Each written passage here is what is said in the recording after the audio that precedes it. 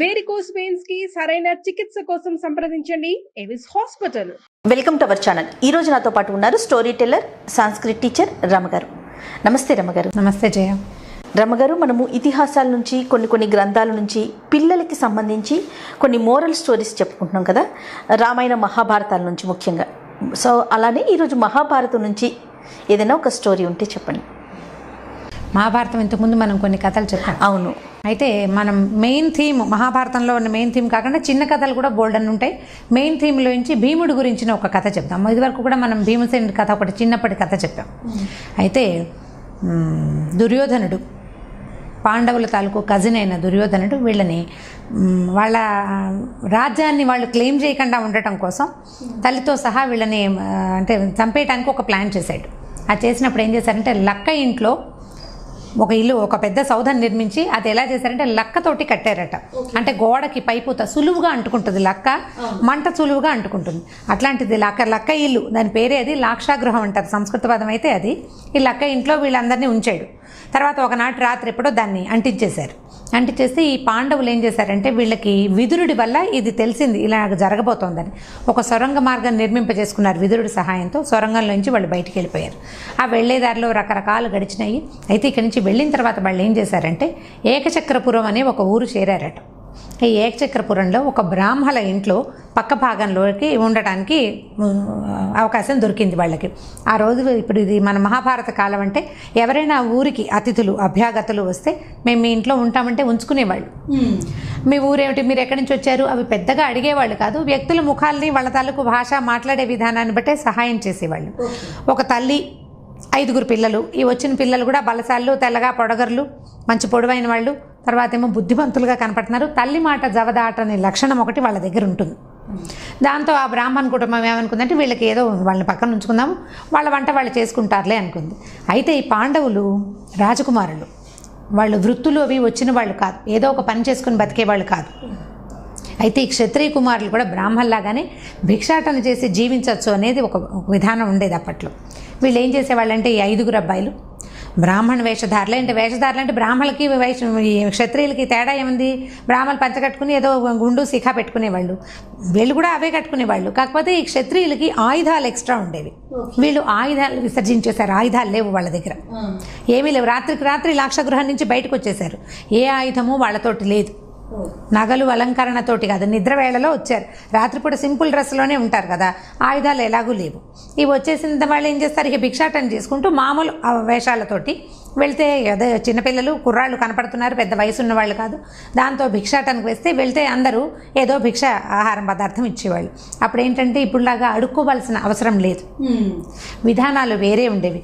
వాకిట్లో ఒక్కొక్కళ్ళు వస్తే వాళ్ళకి పెట్టడానికే ఆహారం అట్టు పెట్టుకునేవాళ్ళు గృహస్థులు. దాంట్లో పెద్ద జాతి నియమం కూడా ఉండదు బహుశా ఆ రోజులు. అంటే ఎక్కడ పెద్దగా నేను అలాంటిది చదవలేదు. అన్ని చోట్లకి వెళ్ళేవాళ్ళు. ఈ తెచ్చిన భిక్షని వాళ్ళ అమ్మ దగ్గరికి పట్టుకొచ్చి ఇచ్చేవాళ్ళు. పట్టుకొస్తే ఈవిడ ఏం చేసేది, దాన్ని 2 భాగాలు చేసేదట.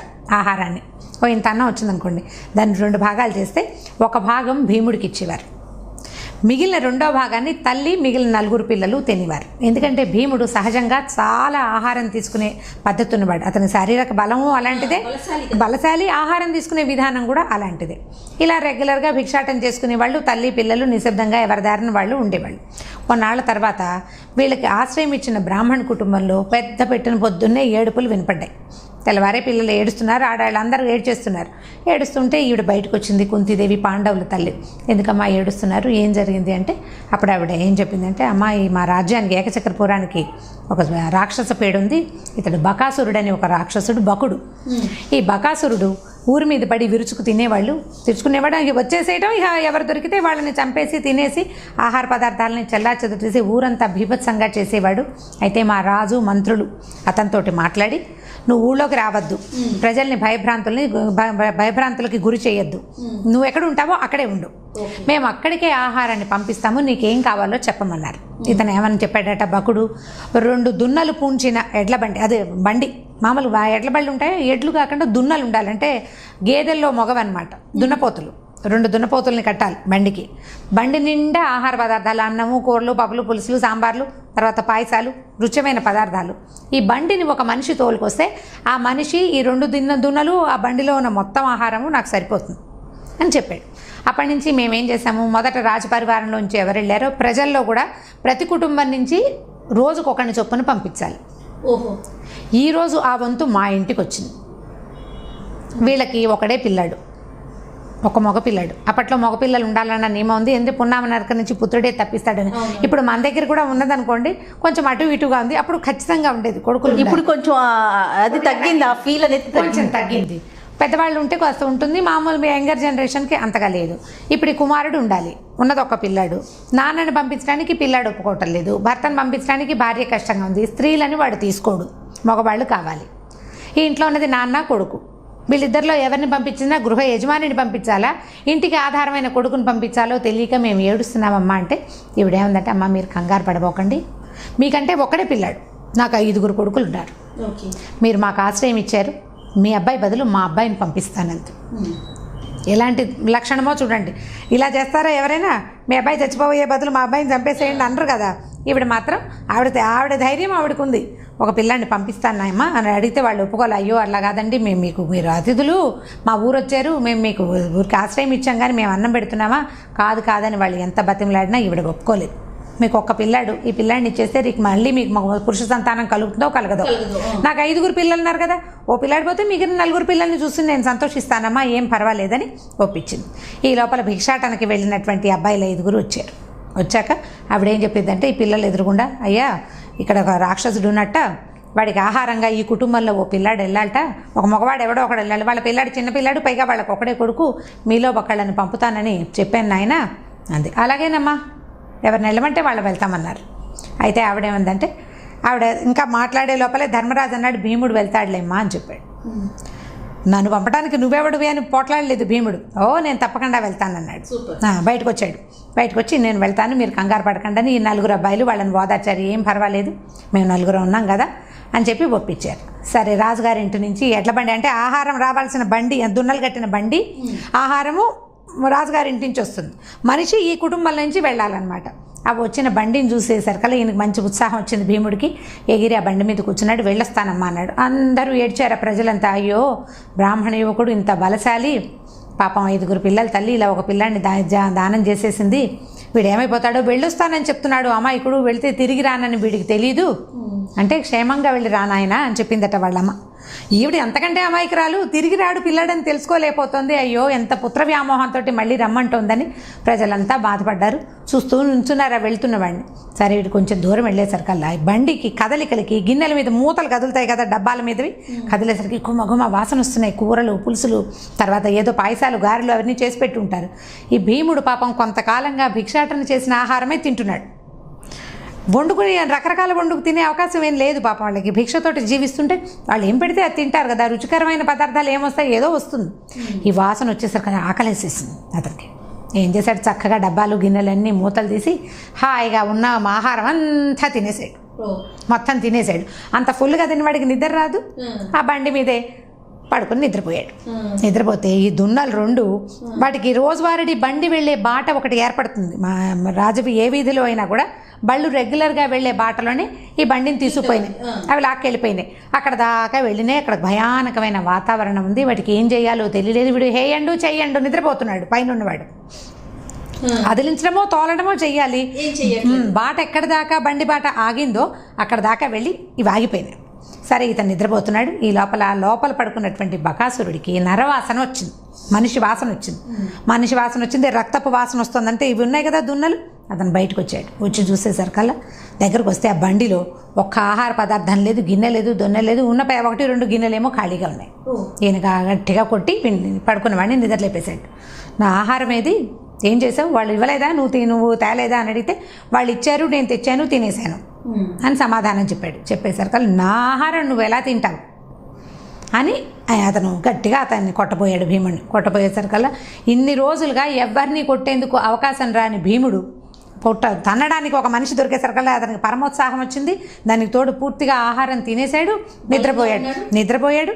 లేచేసరికల్లా అప్పుడు అతనికి ఏమనిపించిందంటే, వీడింత రాక్షసుడల్లే ఉన్నాడు, ప్రజలు భయపడ్డారంటే భయపడరా, వీడిని ఇక్కడ లేకుండా చేయాలి, ఇంకొకసారి ఏకచక్రపురం నుంచి వీడికి ఆహారం రానివ్వకూడదు అని చెప్పి ఆ బండి మీద నుంచి దూకి ఆ దున్నలు 2 వదిలేశాడు. ముందు ఆ రాక్షసుడు మీదకి వచ్చే లోపల ఈ దున్నలు 2 బతుకు జీవుడా అని పారిపోయినాయి. వాటికి అర్థమైపోయింది జంతువులకి తమకి ప్రమాదం రాబోతోంది, ఏదైనా మన మీద దూకపోతుంది అనేది ఒక సెన్స్ ఉంటుంది. మనుషులకి మనకు మీదకి వచ్చేదాకా తెలియదు కదా, జంతువులకి మాత్రం ప్రమాదాన్ని పసిగట్టేస్తాయి. ఆ 2 దున్నలు పారిపోయినాయి చెరో పక్కకి. ఇతను ఏం చేశాడంటే ఆ బండి ఎత్తి కొట్టాడట బకాసురుడిని. బండి ఎత్తేసాడు. అంత ఎత్తగలిగిన సామర్థ్యం ఉంది ఆ భీముడికి. అక్కడి నుంచి బకాసురుడు బాహాబాహి ఇద్దరు కలిసి యుద్ధం చేశారు. అవి ఇవి చెట్లు అవి ఓడ తీసి కొట్టాడు. అంటే చెట్టు పట్టుకు లాగగలడు అనమాట. వాడు నేలలోంచి ఎత్తేసేయగలడు చెట్టుని. చెట్లు ఎత్తి కొట్టుకున్నారు. అక్కడ ఇక్కడ ఉన్న కొండరాళ్ళు వాటితోటి కొట్టుకున్నారు. చెడామడా కొట్టుకున్నాక చివరికి ఈ భీముడు కాస్త బకాసురుడిని చంపేశారు. అయితే మహాభారతంలో మరి ఇది పిట్టకథో మెయిన్ కథలో భాగమో నాకు తెలియదు, కానీ చాలా ఫ్రీక్వెంట్గా చిన్నతనం నుంచి వింటూ వచ్చాం దీన్ని. పంచభీమ ప్రహసనం అని ఒక పిట్టకథ ఉంది. ఇందులో ఏంటంటే వీళ్ళు 5గురు ఏకనక్షత్ర సంజాతులట, ఒకే నక్షత్రంలో పుట్టారు. బకుడు, భీముడు, దుర్యోధనుడు, జరాసంధుడు, కీచకుడు, ఈ 5గురు ఒకే నక్షత్రంలో పుట్టారు.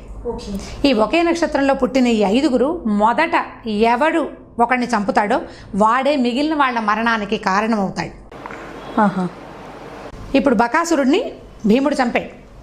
తర్వాత లైన్లో జరాసంధుడిని, కీచకుడిని, దుర్యోధనుడిని కూడా భీముడే సంహరించాడు. అతని చేతిలోనే వీళ్ళకి మరణం వచ్చింది. ఈ 5గురికి వేరే వాళ్ళు ఎవరి దగ్గర చావులేదు.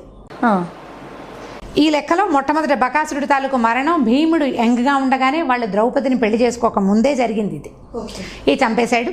అక్కడి నుంచి గట్టిగా ఏలేసి అని అదిలించి గట్టిగా పిలిచేశారు కల్లా ఈ దున్నలు ఎక్కడో ఉన్నవి మెల్లిగా మనిషి పిలుస్తుంటే దగ్గరకు వచ్చినాయి. ఈయన బండికి ఆ 2 దున్నల్ని పుంజుకుని మళ్ళీ బండెక్కి వచ్చేసాడు వెనక్కి. సాయంకాలం ప్రజలు ఇతను వెనక్కి తిరిగి వస్తున్న వాడిని చూసి అందరూ జయధ్వానాలు చేశారు. ఎలాంటి కొడుకుని కన్నావమ్మా, ఎంత బలశాలి, ఇతను బకాసురుణ్ణి ఎట్లా చంపాడు, ఎలా చంపగలిగాడు అనేది వాళ్ళకి చాలా ఆశ్చర్యం వేసింది. కానీ అప్పటి నుంచి వీళ్ళని భిక్షాటనకు వచ్చే మామూలు యువకుల్లాగా కాకుండా వీళ్ళు ఏదో ప్రతిభాశాలని ప్రజలు గుర్తించారు. మామూలుగా అనిపించేది వీళ్ళు స్ఫురద్రూపులు బలశాలులుగా కనపడుతున్నారు, కానీ వినయం ఉంది వీళ్ళ దగ్గర. కొంచెం మామూలుగా మనకి మొహాల్లో కనపడితే భావం కొంచెం మర్యాద ఇస్తాం కదా. దీని తర్వాత వెళ్ళడానికి కొడుకు ఒప్పుకోవటం, అన్నయ్య వాడిని పంపదలుచుకోవటం, అతను నువ్వు వెళ్ళు అని చెప్పినా వీడు కాదనకపోవటం, నా పిల్లాన్ని నేను పంపిస్తానని తల్లి చెప్పడం, ఇవన్నీ కూడా విచిత్రమైనవి, లోక సహజంగా జరిగేవి కాదు. చాలా ప్రతిభా పాఠవాళ్ళ వాళ్ళు ధైర్యశాలలో అయితే తప్పిస్తే ఈ పని చెయ్యరు కదా, ఇలాంటివి ఒప్పుకోరు కదా. దాంతో అప్పటి నుంచి వీళ్ళని బాగా గౌరవించడం మొదలుపెట్టారట. దీని తర్వాత ద్రౌపదిని వీళ్ళు వివాహం ఆడారని కథ. సో ఇప్పుడు భీముడు తాలూకు ప్రతాపాన్ని వర్ణించడం కోసం చెప్పబడిన కథల్లో భాగం అన్నమాట శక్తి సామర్థ్యాలు. ఎందుకంటే తర్వాత కథల్లో జరాసంధుడు చాలా గొప్పవాడు, చాలా బలశాలి, అతన్ని చంపాడు. మామూలు వాడు ఎలా చంపగలుగుతాడు? తర్వాత కీచకుడు ఈ విరాట రాజ్యాన్ని పూర్తిగా నిలబెట్టినవాడు, అతనే సైన్యాధిపతి.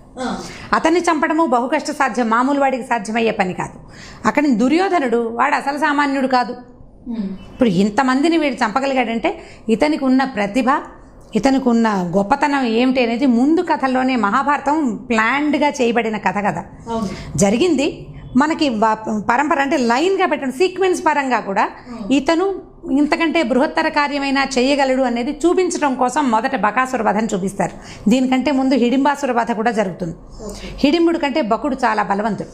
ఓకే, సో అందుకని ఇది చూపించారనమాట.